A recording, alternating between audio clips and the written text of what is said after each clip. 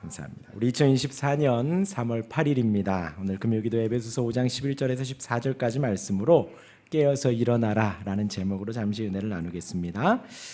에베소서 강의를 하고 있지요. 오늘 새벽에는 열매에 대하여, 빛의 열매에 대하여 말씀을 드렸습니다. 바울은 어둠이었던 우리의 과거, 우리의 옛날 모습, 그리고 지금은 빛으로 인도하심을 기억하라고 했습니다. 곧 하나님께 감사하라는 것이지요. 우리가 전에는 어둠이었던 것을 기억하라는 거예요. 우리가 전에는 구원받지 못했던 죽었던 영혼이었던 것을 기억하라는 것입니다. 기억하여서 감사하고, 이전에 어둠이었는데 이제는 주 안에서 비친 것을 기억하라는 것입니다. 그러기에 빛의 자녀들처럼 행하라는 것이죠. 그러한 빛의 열매는 착함과 의로움과 진실함이라고 하였습니다. 그러면서 10절에 주를 기쁘시게 하는 것이 무엇인가 늘 묵상하고 생각하라는 것이에요. 빛의 자녀, 빛의 열매를 맺으려면 우리가 살아가는 모든 일상 속에서 주를 기쁘시게 하는 것이 무엇인지, 내가 이렇게 말했을 때, 내가 이렇게 행동했을 때, 내가 기도할 때에, 내가 말씀을 볼 때에 주님이 기뻐하시는가, 주님이 슬퍼하시는가 생각을 해야 된다는 것이지요. 그것을 묵상하며 살아가는 것입니다. 그게 어려울 것이 없지요. 어둠에서 빛이 비추니 어둠이 사라집니다. 우리는 그 빛을 향하여 가기만 하면 돼요. 빛을 향하여 가면서 그 빛이 우리를 비출 때에 우리의 연약함과 우리의 부족함과 우리의 악함이 드러날 때 용기 있게 뒤로 하고, 드러나는 그 모든 어둠에 대하여, 드러나는 모든 악함에 대하여 하나님께 나아가면 되네요. 연약함과 악함과 불의와 거짓, 그 모든 것들을 그대로 받아들이고 주께 고하며 착함을 향해, 의로움을 향해, 진실함을 향해 나아가면 되는 것입니다.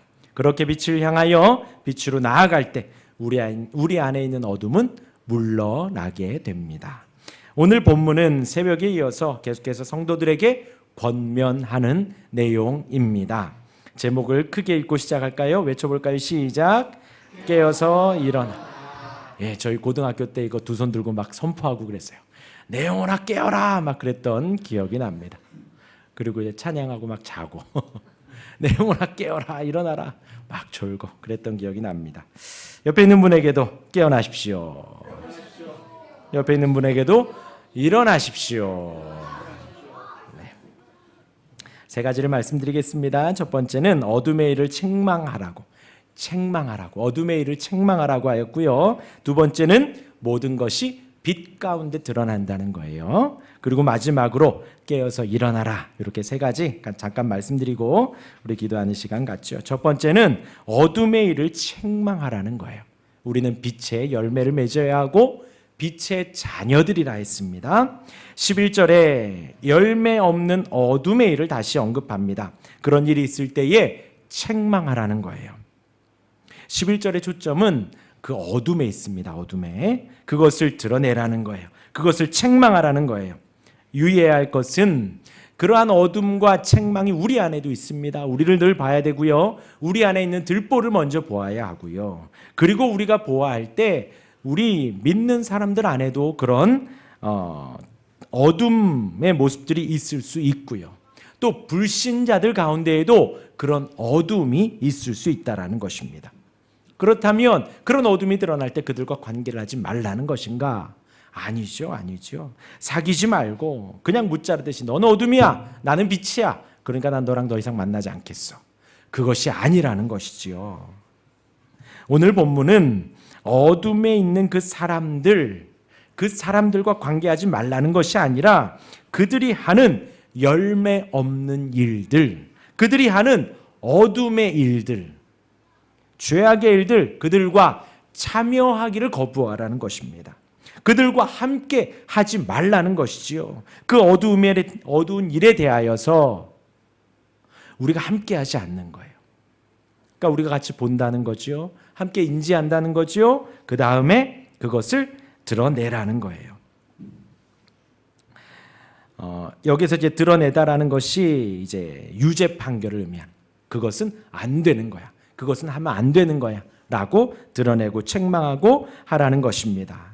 그리고 그 사람에 대하여서 뭐라 하는 게 아니라 그 일에 대하여서.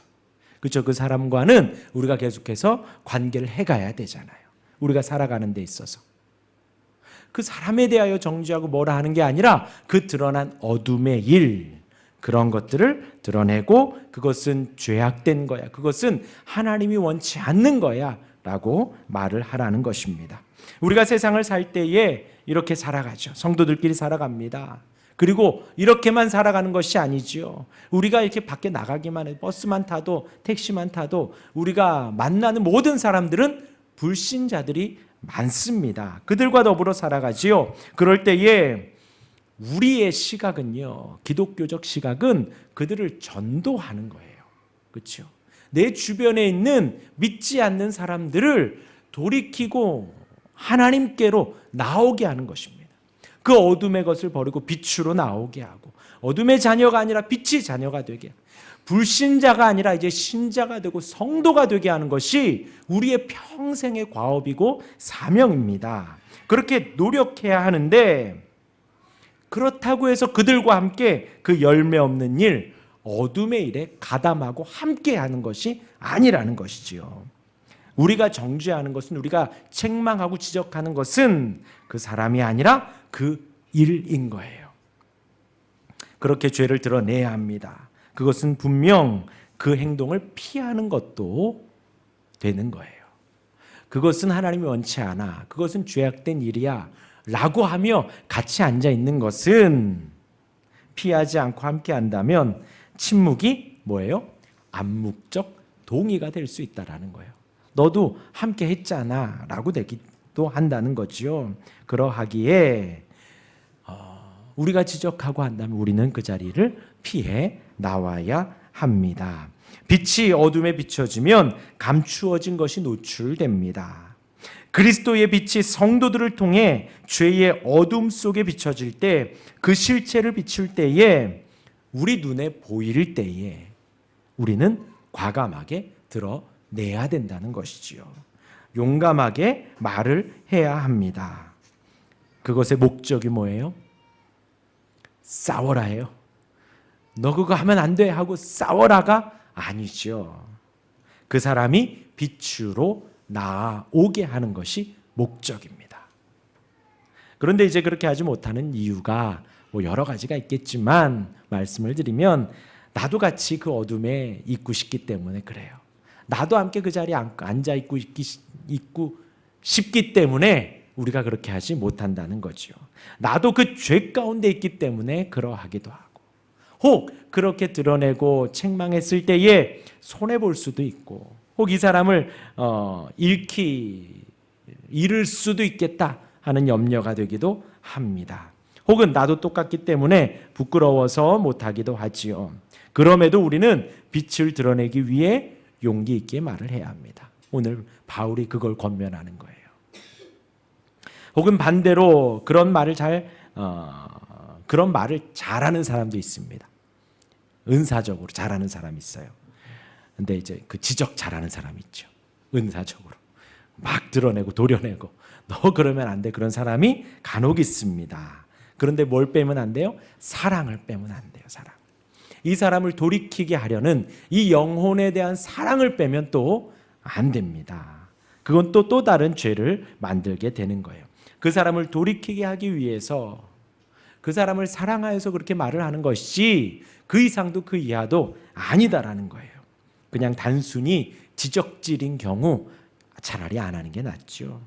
내 들보가 있는데 내 들보는 보지 못하고 그 사람의 티만 보고 그렇게 크게 드러내는 것 또한 주님이 원하시는 것은 아닙니다.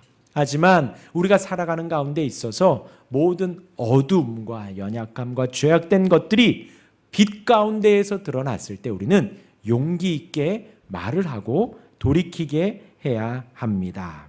어둠의 일을 봤을 때 그 일을 하는 그 영혼을 사랑하는 마음을 가지고 그렇게 말할 수 있는 우리가 되기를 바랍니다. 여기에서 이제 흐름상은 어떤 걸 말하냐면, 탐욕과 음행, 그것이 어느 정도로 같은 우상 숭배와 같은, 거의 하나님을 섬기듯이 탐욕을 섬기고 하나님을 섬기듯이 음행을 섬기는 그러한 것들에 대한 것들을 말을 하고요. 또 이것들을 포장하고 괜찮다고 말하는 것, 그것까지도 이 문맥의 흐름상은 그것까지도 말을 하는 것입니다. 12절에 그들이 은밀히 행하는 것들은 말하기도 부끄러운 것들이라. 그런 것들입니다. 우리 성도들은요, 이 세상 속에서 진리를 나타내야 돼요. 진리를 나타내고 빛을 비추어야 합니다. 예. 그런 죄가 만약에 드러났을 때 사실 갑론을박은 그닥 덕이 되지는 않습니다. 이게 왜 죄냐, 이게 죄냐 아니냐, 예, 그것은 그닥 크게 덕이 되지는 않아요. 그래서 죄에 대하여서 서로 논하는 것은 사실 권하지는 않습니다. 빛에 의해서 드러나는 거죠. 드러나는 거죠. 그리고 또 죄를 장려하거나 죄를 높이는 일 또한 있으면 안 됩니다. 이렇게 말하니까 되게 어마어마한 것 같지만 그 죄에 대하여 사실 부끄러워야 하거든요. 근데 이제 나이가 들면 들수록 사실 우리가 실수하는 부분들이 이거예요. 다 그렇게 해. 이쯤 되면 다 해 라고 하는 것들이 생활 곳곳에 있게 되어지지요. 그 부분들을 우리가 조심해야 합니다. 괜찮다고 별일 없다고 죄를 장려하거나 죄를 높이는 일은 사실 없어야 합니다. 그러지 말아야 합니다. 그 어둠을 드러내시기를 바랍니다. 이어서 두 번째입니다. 모든 것은 빛으로 드러납니다. 우리 13절 같이 한번 읽어볼까요? 13절입니다. 시작. 그러나 책망받는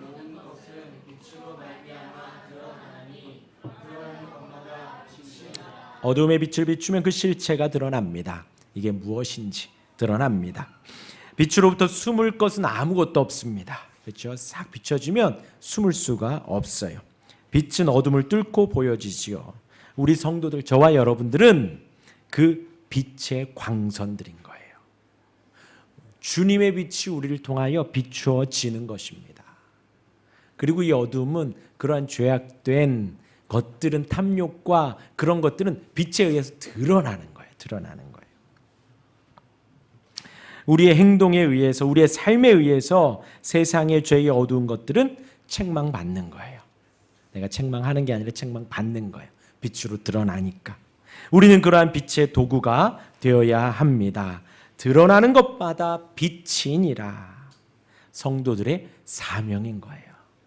우리의 사명. 우리가 가면 어둠이 드러나요. 우리가 가면 죄악들이 드러나는 거예요. 어두운 세상에서 빛을 비추는 성도들은 죄악과 어둠을 드러내는 역할을 합니다. 이것이 그들을 죄에서 건지는 거예요. 빛의 고유한 사명입니다. 사명입니다. 죄의 생활을 끊어버리게 하고 그리스도의 빛으로 나오는 것이에요. 불신자들도 주 안에서 빛이 되도록 초청하는 것입니다. 그 빛으로 나오도록. 빛으로 나오도록. 그래서 여기서 이제 우리의 가까운 사람들이 믿지 않는 분들이 많이 있지요. 우리가 신앙생활하고 우리가 예배하고 우리 아까 찬양한 대로 기도하고 뭐 찬양하고 말씀 보고 하는 것에 그 모든 것이 다 빛으로 비추어지는 거예요. 그리고 어둠 속에 있는 사람들이 빛으로 나오는 것입니다. 빛으로 나오지 않고 어둠 속에 우리가 같이 머물러 있다면 우리가 성도라는 이름값을 못하는 것이지요. 사명을 감당하지 못하는 것입니다. 그리고 이제 마지막 세 번째 말씀을 드릴게요. 그렇게 이제 바울은 본문에서 말씀을 하면서 마지막 깨어서 일어나라고 권합니다. 우리 14절 함께 읽겠습니다. 시작. 그러므로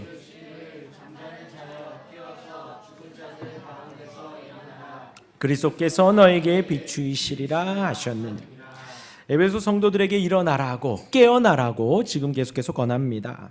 그들 중 몇 명이 거짓 선생들의 말에 귀 기울임으로 위험한 상태에 빠진 것을 언급하는 것이기도 해요. 그러니까 성도들 중에 거짓 교리에 빠지고 이렇게 아까 말한 대로 괜찮아, 그거 그 정도 괜찮아, 하나님 괜찮아 하는 그런 것들에 빠져가는 사람들에게 지금 바울이 깨어서 일어나라 하고 강하게 말을 하고 있는 거예요. 위험한 상태에 빠진 것, 그 가운데서 빨리 돌아오라고 이야기를 합니다. 지금의 어둠의 상태, 죄악의 상태 깨달으라고 호소하는 것입니다. 그리고 이후에 나오는 말씀들은 이후에 이제 나오는 오늘 본문 이후에 나오는 말씀들은 성도들의 깨어있는 모습, 남편은 아내에게, 아내는 남편에게, 또 자녀들에게, 또 상정과 종에게 그런 말씀들이 이제 쭉 나와요. 그 깨어있는 모습, 일어난 모습들이 어떠한가에 대하여서 제시하고 있습니다. 근데 거기까지 가지 않더라도 오늘까지의 본문 말씀에 보면요, 잘 들어보시기를 바랍니다. 우리 5장 1절부터 보면요, 하나님을 본받고 있는지, 그러니까 내가 지금 깨어 있어야 하는지, 깨어서 일어나라, 그 말에 내가 지금 포함되는지 안 되는지 한번 생각해 보시라는 거예요. 하나님을 내가 지금 본받고 있는지, 하나님의 자비하심을, 하나님의 인자하심을, 하나님의 사랑을 내가 본받고 있는지, 주님이 우리를 사랑하신 그 사랑 가운데 내가 행하는지, 나 또한도 사랑하고 있는지, 음행과 더러운 것 가운데 내가 있지는 않은지, 탐욕 혹은 이런 것들의 이름을 보고 이런 것들에 어떤 보고 있으면서 들으면서 혹 대리만족하고, 오늘 그 5장에 보면 말도 하지 말라 그러잖아요. 그런 것에 말도 하지 말라는데 나는 하지는 않지만 말하고 보고 들으며 대리만족하고 있지는 않은지요.